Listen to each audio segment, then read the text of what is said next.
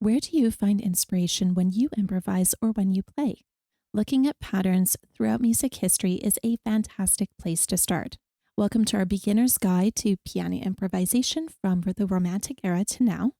And get ready to have some fun and unleash your creativity. Now, if you haven't watched the previous video in this series on improvising using popular patterns from music history, be sure to check out that video.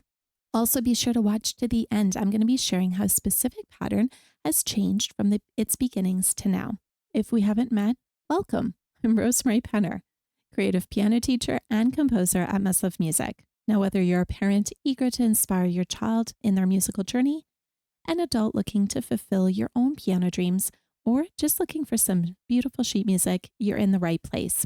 Now, I'll admit that music history did not interest me as a younger piano student. It really wasn't until I began teaching and composing myself that I realized the value of looking at composers whose music had stood the test of time. Plus, some of their stories are super interesting. Now, while I love using famous patterns as inspiration, I still want music to feel fresh and relevant today. So I'll be sharing how you can use these patterns to create your own melodies as well. So let's start this beginner's guide to piano improvisation with the Romantic music era. I want you to think of romance with a big R, all about emotions. It's kind of like a telenovela. And just remember that as we're improvising, it's just about exploring and expressing yourself. There are no wrong notes. So even if you play a note that I didn't tell you you could, it's fine. Don't worry about it. The first pattern that we're going to look at is the waltz bass. So think of people dancing, think of the bum ba ba, or strong weak rhythm pattern. It's in 3/4, and if you haven't checked out that video, be sure to check it out. But let's do a little pattern. We're going to go into C major here. In our left hand, we're going to play a C major chord. We'll do an F major chord, G major, and then back to C major. Let's do that together. C major, 3, F, and go to G, go to C. Excellent. Waltz bass, the most popular one of these is, and it creates that ba, that iconic pattern. We're going to play the bottom of the chord and then the top 2 notes of the chord twice. So I'll play through, and that way you can see and hear, and then we're going to try it together.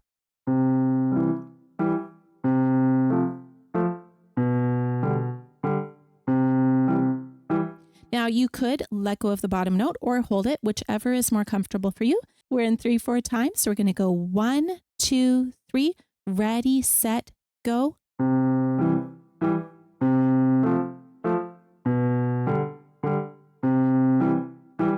Excellent. If you need more practice, just pause the video and try it out. And we're going to do a little improvisation. We're going to use C, D, E, F, G. Okay, so those are our notes. And what this could sound like is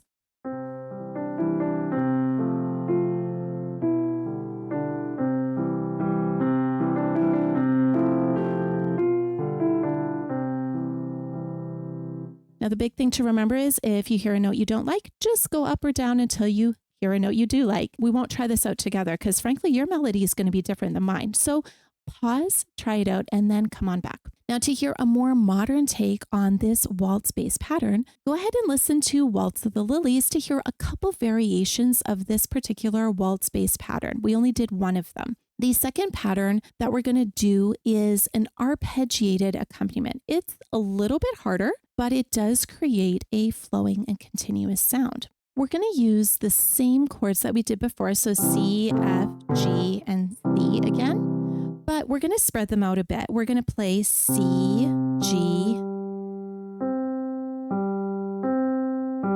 Okay, so notice we're really spreading it out over the octave and then repeating. We're going to move around a little bit for this one. I'll demonstrate and then we're going to play it together. So we've got C, F, G, back to C. Notice it's a little bit harder, but if you're stretching out your fingers a little bit, you'll be fine. Let's try this out together. 1, 2, 3, ready, set, go. C, F, then to G, back to C. Excellent. Improvising with this, I would keep the right hand fairly simple if you're finding that your brain is having to focus quite a bit on this pattern. So it might sound something a little like this.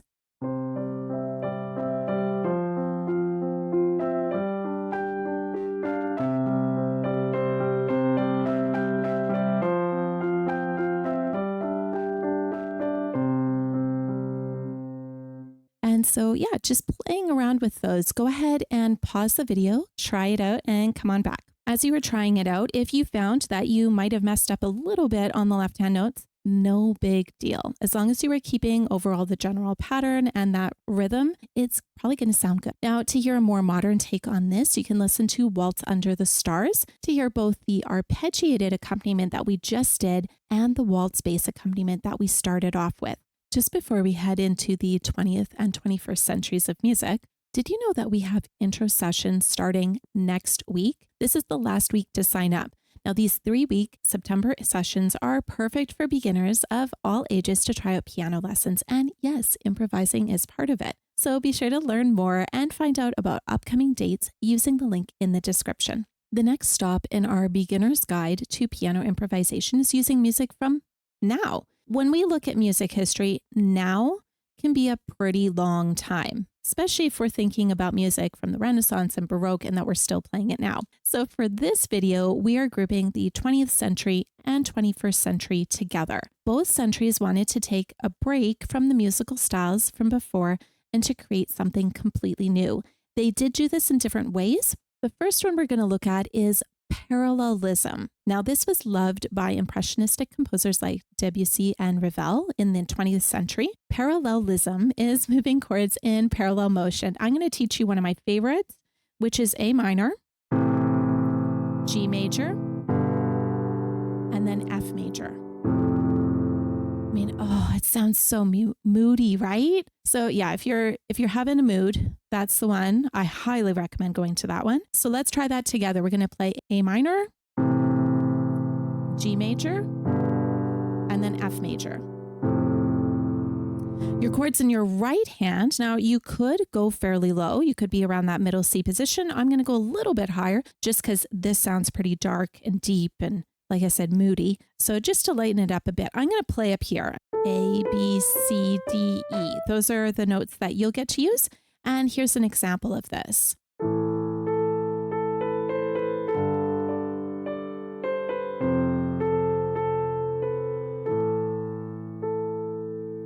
You can definitely change this into a lot of different styles. Go ahead, pause, try it out. Now, to hear a very simple take on this that embraces the impressionistic soundscape approach, but does not use chords, be sure to listen to Northern Lights. Now, this whole song uses a simplified version of parallelism. Some other common patterns in the 20th century music were polytonality. So this is multiple modes or keys in the same piece, and polyrhythms, which is contrasting rhythms played simultaneously.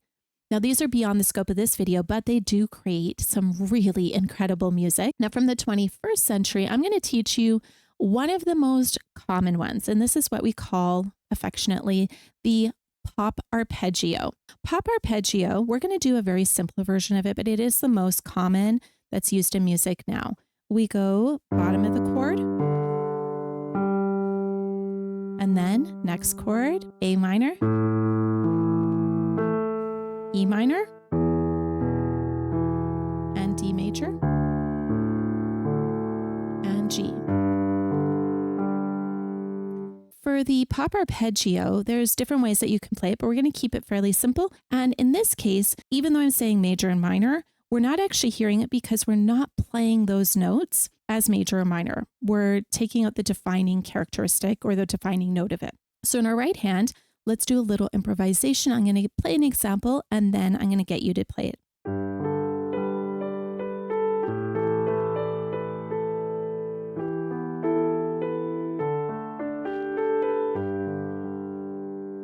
You can go down to that E and then D and G, or you can actually jump up if you want as well.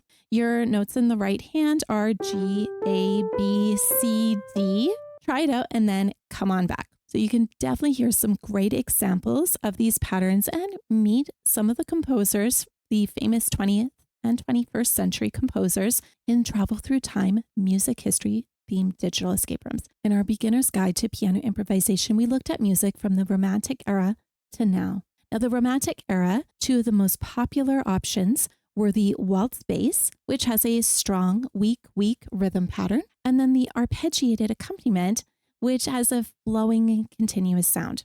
The 20th and 21st century had two options that we covered. One was parallelism, so chords moving in parallel motion to each other, or pop arpeggios, which is the most commonly used now and adds that flow underneath the melody. I promised to share how a particular pattern that has spanned every musical era changed in the 21st century. An ostinato is a repeating pattern, usually over the melody. It used to be that someone was playing a repetitive pattern, often as part of the harmony. An example is light reflecting off raindrops. You can hear the repetitive nature of the raindrops in this piece, and it was actually inspired by the Raindrop Prelude by Chopin. The ostinato that we hear now is typically seen as looped rhythms, ambient sounds that use long-held chords, drones, and atmospheric sounds. And these we hear usually in film scores or even electronic pad accompaniments. Now we can use improvisation to give a nod or pay homage to different musical eras, including the Romantic era to now. Did you like playing in the styles in our beginner's guide to improvisation from the Romantic era to now? You can visit Must Love Music to sign up for those upcoming intro sessions. Thank you so much for watching. Happy playing.